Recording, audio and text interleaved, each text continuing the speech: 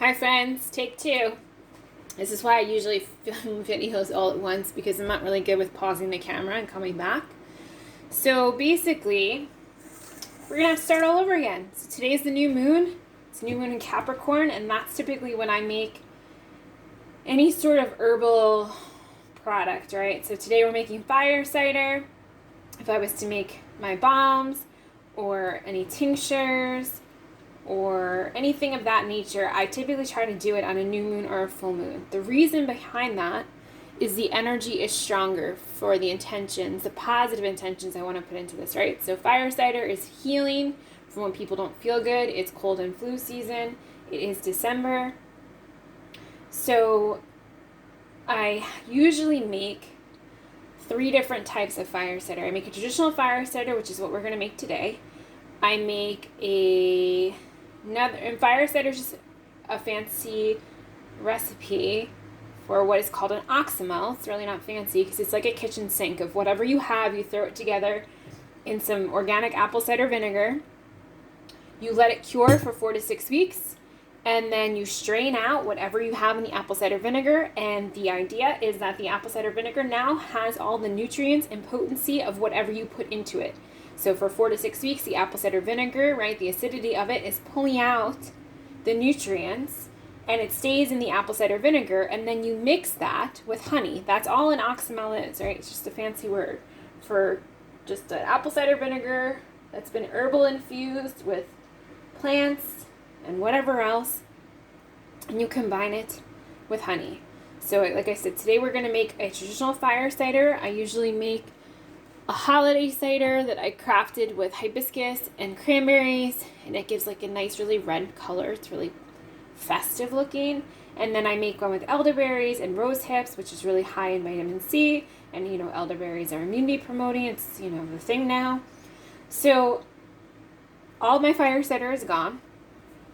I've either given it all away or used it up. I personally don't like fire cider. It's really potent to me. The smell is really strong. And I think it's because I smell it for 6 weeks and I don't want to drink it then. So I would much rather take a tincture or something that's not as strong. But the reason it's so potent and strong is because it has ingredients in it that will cut mucus, that will help build immunity, and will kick out whatever virus or, cold is going on. Again, if your terrain is healthy, germs are not an issue. If you have an unhealthy terrain and you eat garbage, you don't eat real food, you don't take care of your body, you're constantly pouring more toxins on yourself, and we live in a toxic world to begin with, then you're going to chronically get sick. If you're, burning the candle at both ends, if you're not sleeping well. So for me, a person who's been living with autoimmunity, diagnosed for 12 years, right, but pretty much my whole life, I work on my immunity every single day. So I'm really, some would say, really concrete about what goes in and on my body. So I'm really careful about what I ingest. I'm careful about what I cook in. I'm careful about what I expose myself to. So I've been sick because I've been getting constant mold exposures, right? So I live on an island. It's moldy all the time. And it's been really wet. So there's been more mold. So I can't control that as much as I can control what beauty products I use, which laundry soap I use, which dish detergent I use to wash my dishes, what water I drink. So literally it's at every single level. And typically the air inside your house is dirtier than the air outside. So we have air filters that run 24/7. There's a dehumidifier running right now, which is also an air filter if you can hear it in the background. I'll save you from the food processor sound because that was in the previous video. But basically what we're going to do today is basically going to take a bunch of ingredients.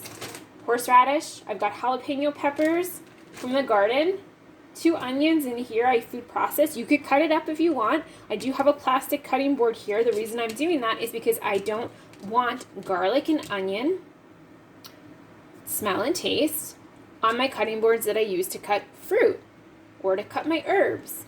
I don't want that smell, and it smells to me, and I can still taste it because I have a highly sensitive sense of taste and smell. So this is the only time I use plastic. I don't cook in plastic. I don't drink out of plastic. I don't use plastic for a lot of things, but we live in a world that uses plastic for everything, so it's kind of hard to get away from it. I will be using a plastic cap today for the mason top. This is a half-gallon mason jar we'll be putting the fire cider in to cure. The reason for that is because the metal will corrode from the acid from the apple cider vinegar. And so it's like pick your poison. Do you want to take your chances with the plastic that may not come in contact with the metal? Or do you want the acid from the vinegar to leach the chemicals out of the canning lid? Again, pick your poison. For me, this is the lesser of the two evils because I can watch it easier, and I don't think, again, I haven't had this experience where I could test it, that this is the issue, where I know that the metal, when I do tinctures and stuff in the metal, I can see the rust, I can see the corrosion, right? Again, you get to choose which one you want to do. This is a choice I make. So basically what we're going to do today is we're going to use the traditional fire cider recipe. Rosemary Gladstar is a renowned herbalist. She created this recipe, I don't know, in the 70s maybe. And people have used it from here on out. People add their own touch to it. I like to make a traditional one because some people like that. Like I said, I don't drink it, so for me it doesn't really make a difference. It's more of a creative thing, like, or also kitchen sink. What do I have on hand? So I have a lot of rose hips. I have a lot of elderberry from our harvest this year. I'm going to make an oxymel with that, right? We had a lot of horseradish, but I gave a lot of it away, so I only have one bag left in the freezer, so I'm going to just make a traditional fire cider because I had the lemons, I have lots of garlic, I have lots of onion, and I had a lot of jalapenos left that I had to get to before the frost from the freezer. I had ginger as well because I have lots of organic ginger in the freezer because I use it in cooking and smoothies and oxymel recipes. I advise you to use all organic ingredients because, again, the apple cider vinegar is pulling everything out of those ingredients. So I'm going to tell you, it's going to pull pesticides out as well. It's going to pull toxins out as well. So you want to have as clean of ingredients as possible. Most of these ingredients I grew, so I know exactly what's been on them and what hasn't, right? But not everybody has that luxury. So again, you choose the best amount of ingredients you can get. If you can't get fresh horseradish, you can get organic dried horseradish. I think Mountain Rose Herbs sells it. I just have an abundance of horseradish because once you plant it, you always have it. I am using organic lemons because, again, the lemon potency, the most of it is in the skin. So I want to use the skin. So I always buy organic lemons because I use them for a lot of things. And also, I want to limit the amount of toxin exposures I have. So I put my money towards a higher quality of food. That's my choice. I don't go on vacation. I don't buy elaborate things. I put my money towards food. That may not be your choice, and that's okay. We all get to choose what's best for us. So basically, I'm just going to run through the potency of each ingredient and what the benefit is as I add it in. So we've got, this is about a cup of horseradish. It's already been shredded.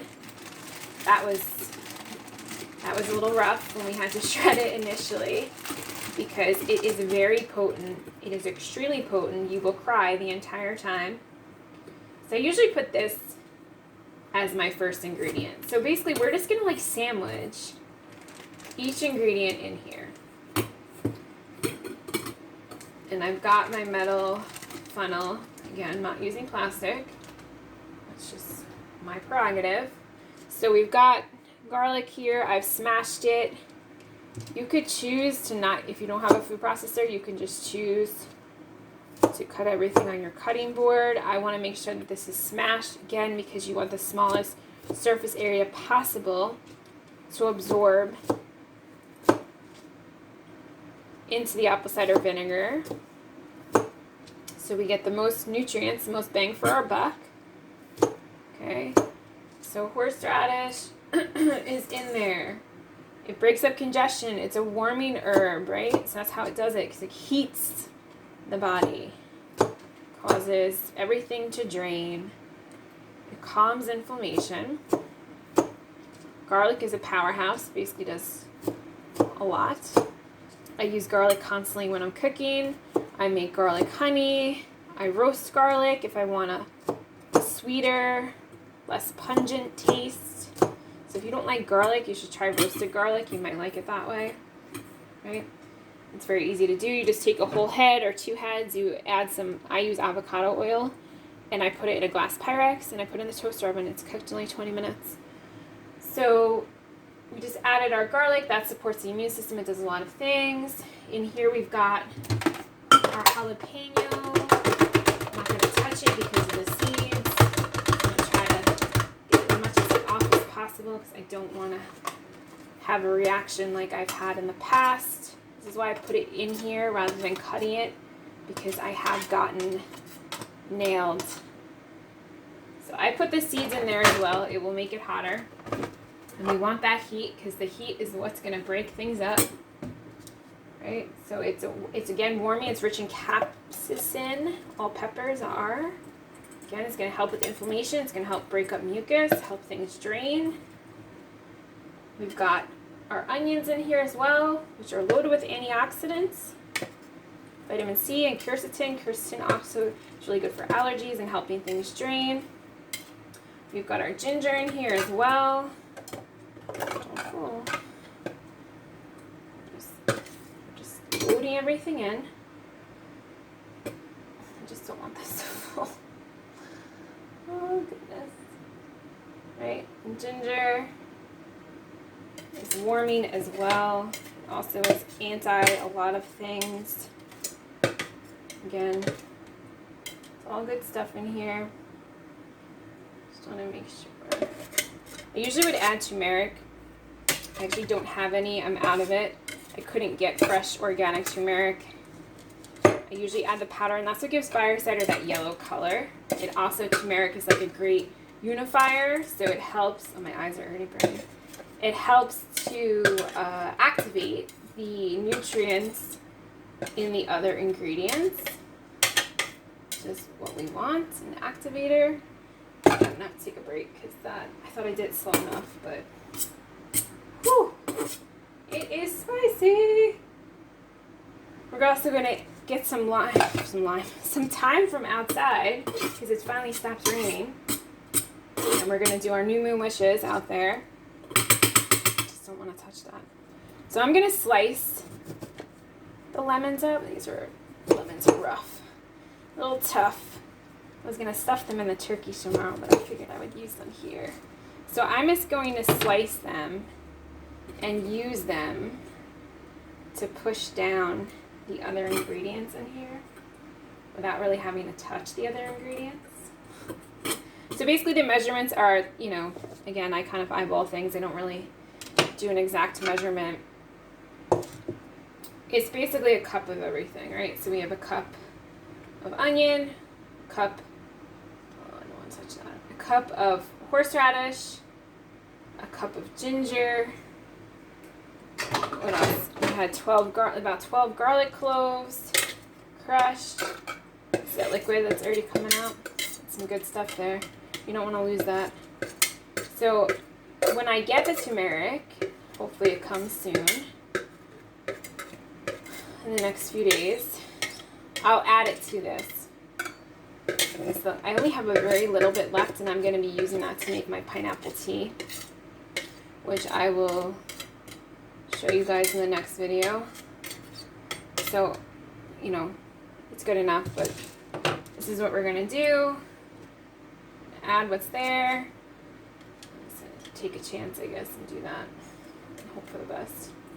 Oh, I have my thing. I can do this. So just putting it all in here. Again, the funnel makes it easier so things don't fall out. So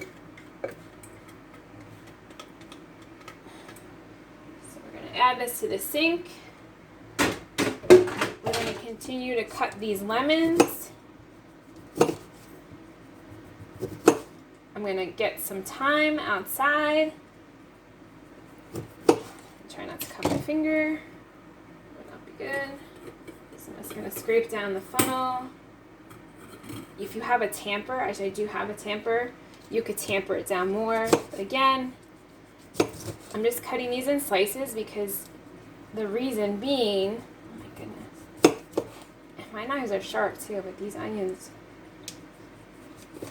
I got sent old lemons. I got sent old lemons in there. I thought I would just use them in the turkey. It probably was a better idea. I probably should use fresher lemons. Anyway, so here you go. We got our funnel. I'm going to move this off. into the sink. Remove my knife. Move this over so you guys can see. So we have filled our mason jar, our half-gallon mason jar. We're going to take our apple cider vinegar and we're going to pour it over because we want everything. I should take this off. We want everything to be covered because if it's not, I guess not, mold will grow. So I'm probably going to need to get another bottle of this. But you can see the idea of what's happening, right? So we are covering all of this goodness with the apple cider vinegar. Again, I will add the turmeric when the turmeric comes. I will add some thyme to this. And that's it, guys. It's like kitchen sink fire cider. If you like this video, give it a thumbs up and hit the subscribe button. See you soon.